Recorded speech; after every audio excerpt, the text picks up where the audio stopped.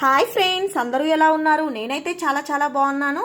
So ఈరోజు మన recipe వచ్చేసి మనందరికీ ఎంతో ఇష్టమైన సలివిడి రెసిపీ. సో దాన్ని ఎలా ప్రిపేర్ చేసుకోవాలి, దాని ప్రాసెస్ ఏంటి, దాని కొలతలు ఏంటి అన్నీ మీకు 1 by 1 క్లియర్గా చెప్తాను.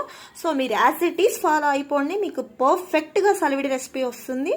సో స్టార్ట్ చేసేద్దాం. సలివిడికి కావాల్సిన పదార్థాలు: బియ్యపిండి, చక్కెర, నెయ్యి, జీడిపప్పు మరియు ఎండు కొబ్బరి చిప్ప ముక్కలు. వీటితో మనం సలివిడి ప్రిపేర్ చేయబోతున్నాం. సో ప్రాసెస్ ఏంటో ఇప్పుడు చూసేద్దాం. ఫస్ట్ అయితే 2 cups రైస్ తీసుకుంటున్నాను ఫ్రెండ్స్ నేను.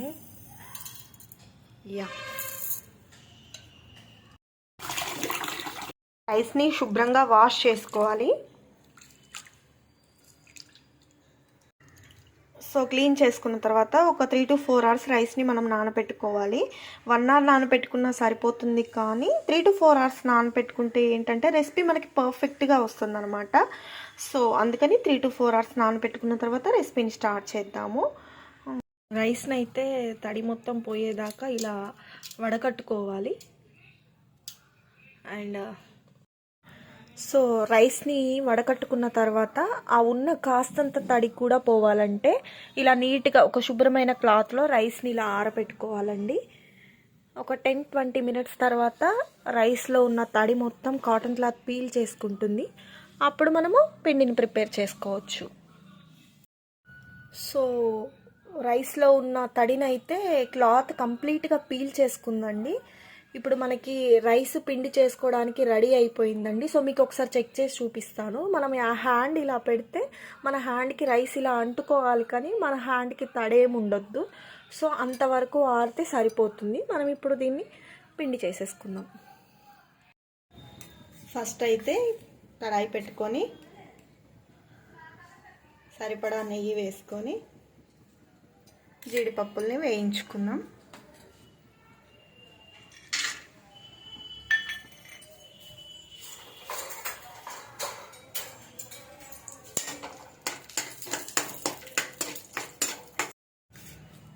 మరొక స్పూన్ నెయ్యి వేసుకొని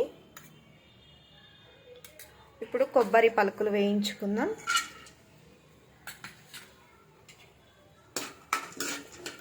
ఈ మంచి బ్రౌన్ కలర్ వచ్చే వరకు వేయించుకోవాలండి. ఈ ఎండు కొబ్బరి ముక్కలు మంచి బ్రౌన్ కలర్ వచ్చే వరకు వేయించాలి. అప్పుడు మనకి సలివిడిలో తింటుంటే కూడా నోటికి మంచిగా ఉంటుంది. ఇలా ఈ కలర్ వచ్చే వరకు వేయించుకుంటే సరిపోతుంది. ఇప్పుడు వీటిని పక్కకు తీసేసుకుందాము. అదే కడాయిలో 1 కప్పు షుగర్, ఇందాక 2 cups రైస్ తీసుకున్నాం కదా, ఇదే బౌల్తో మళ్ళీ సేమ్ బౌల్తో 1 cup ఆఫ్ షుగర్ తీసుకున్నాను. ఇంట్లో 1/2 cup కంటే కొంచెం తక్కువ వాటర్ పోసేసుకున్నాము, మరీ ఎక్కువ పోసేసుకోవద్దు. సో మనం తీసుకున్న బౌల్కి ఒక 1/2 bowl కంటే కొంచెం తక్కువ వాటర్ పోసేసుకున్నాము. సో దీన్ని లైట్గా తీగ పాకం వచ్చే వరకు దీన్ని పాకం పట్టుకున్నాము. మీడియం ఫ్లేమ్లోనే పెట్టుకొని పాకాన్ని ప్రిపేర్ చేద్దాం. సో చూసారు కదా ఫ్రెండ్స్, పాకము రెడీ అవుతుంది. సో దీంట్లో 1 స్పూన్ ఆఫ్ నెయ్యి వేసుకుందాం. ఇప్పుడు 1 స్పూన్ నెయ్యి వేసుకున్నా. సో టేస్ట్ బాగుంటుంది, మంచి ఫ్లేవర్ వస్తుంది నెయ్యి వేయడం వల్ల.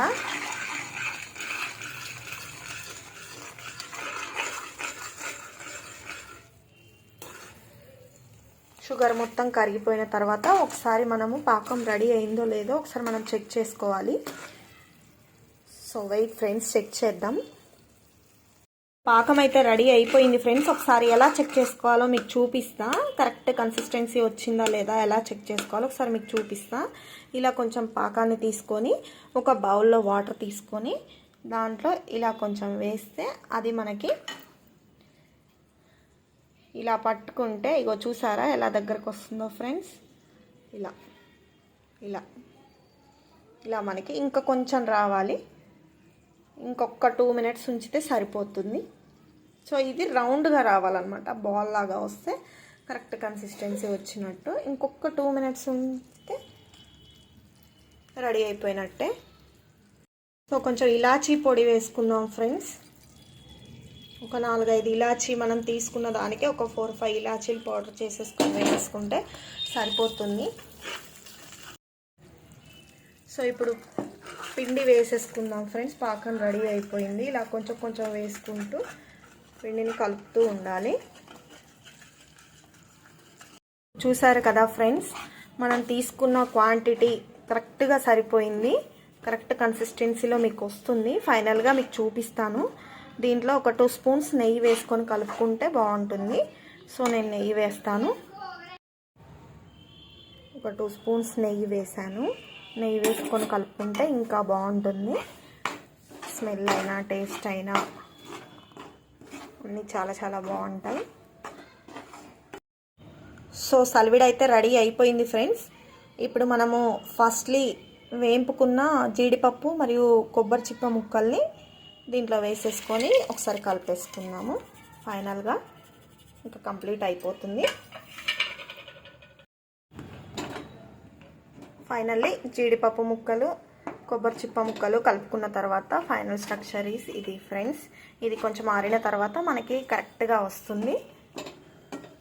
ఫైనల్గా నా రెసిపీ అయితే కంప్లీట్ అయిపోయింది. సో ఫైనల్ లుక్ వచ్చేసి ఇది ఫ్రెండ్స్.